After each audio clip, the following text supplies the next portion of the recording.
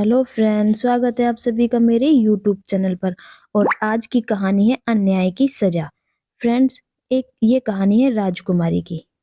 वीना कुमारी एक अच्छी राजकुमारी थी, लेकिन उसके पिता की मृत्यु के बाद उसके चाचा जी ने उसकी सारी हुकूमत हथिया ली थी। और चाचा जी ने वीना कुमारी को जंगल में निकाल दिया था। लेकिन वीना कुमारी को इस बात की कोई चिंता नहीं थी। वह अपनी माँ से बहुत प्यार करती थी। वह अपनी माँ को लेकर भले वक्तों में उसके पिता ने एक अच्छा सा छोटा सा मकान बहुत दूर बनाया था। वहीं अपनी माँ के साथ वो रहने लगी। बहुत समय बीत चुका था। वहीं दूसरी तरफ चाचा का बेटा वीना कुमारी से बहुत प्यार करता था, लेकिन वह इसीलिए चुप था कि कहीं उसे कोई लालची ना कह दे। लेकिन अब वह बहुत परेशान था वीना कुमारी को लेकर। उसे चारों तरफ खोज चुका था। वहीं दूसरी तरफ चाचा राजा बनकर लोगों पर अपनी हुकूमत झाड़ रहा था और सभी की कमाई हुई पूंजी को अपनी दौलत में इकट्ठी कर रहा था। जब प्रजा ने ये देखा कि राजा को हमारी कोई चिंता फिक्र नहीं है, तो सभी ने इकट्ठा होकर एक बैठक लगाई। और बैठक में फैसला लिया गया कि हम हमारी राजकुमारी वीणा को खोजेंगे और राजकुमारी फिर से बनाएंगे और हम उसे ही राजा राजकुमारी मानेंगे। वहीं जब चाचा के बेटे को ये बात पता चली, तो वह अपने पिताजी को समझाने के लिए उसके पास गया। लेकिन चाचा जी ने उसकी एक बात न मानी और उसे भी घर से निकाल दिया। वहीं दूसरी तरफ वीना कुमारी को जंगल में एक अच्छी परी मिली।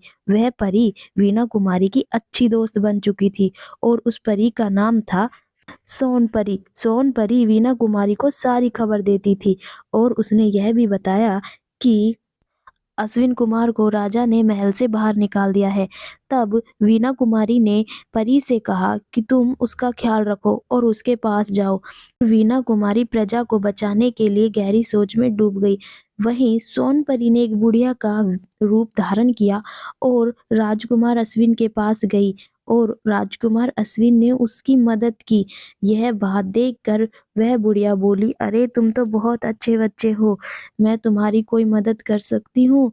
तभी वह कहती है कि तुम मेरी बात मानो तो इस जंगल में सीधे सीधे चले जाओ और तुम्हें अपनी मंजिल मिल जाएगी। अश्विन ने कहा, जी माता जी, ठीक है, जैसी आपकी इच्छा।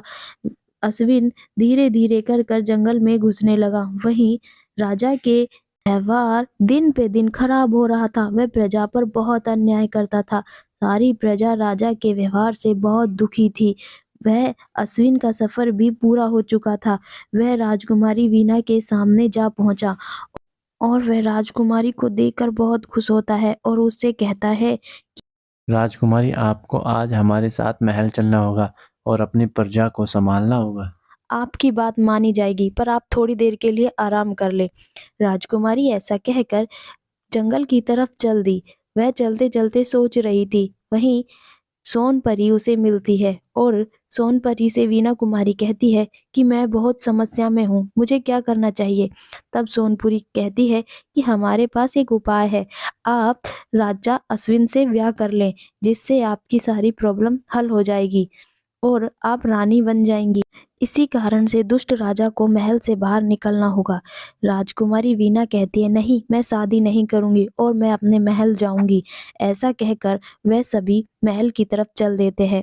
जब राजकुमारी वीना महल में जाती है तो पूरी प्रजा जोरों शोरों से वीना का स्वागत करती है। यह बात देखकर राजा चाचा जी को तो बहुत गुस्सा आता है। वह गुस्से से अपने एक सैनिक को आदेश देते हैं कि इस राजकुमारी को तय खाने में बंद कर दिया जाए।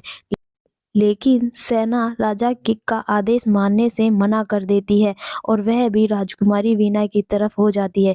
जब राजा ये बात देखता है तो वह वहां से भागने की कोशिश करता है, लेकिन राजकुमारी के आदेश पर उसे पकड़ लिया जाता है और राजकुमारी को सिंहासन पर बैठाकर मान सम्मान दिया जाता है।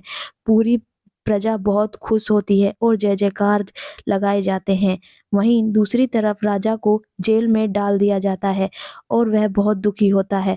वहीं अश्विन भी राजकुमारी से शादी कर लेता है। अब उस नगर को एक अच्छे राजा रानी मिल चुके थे।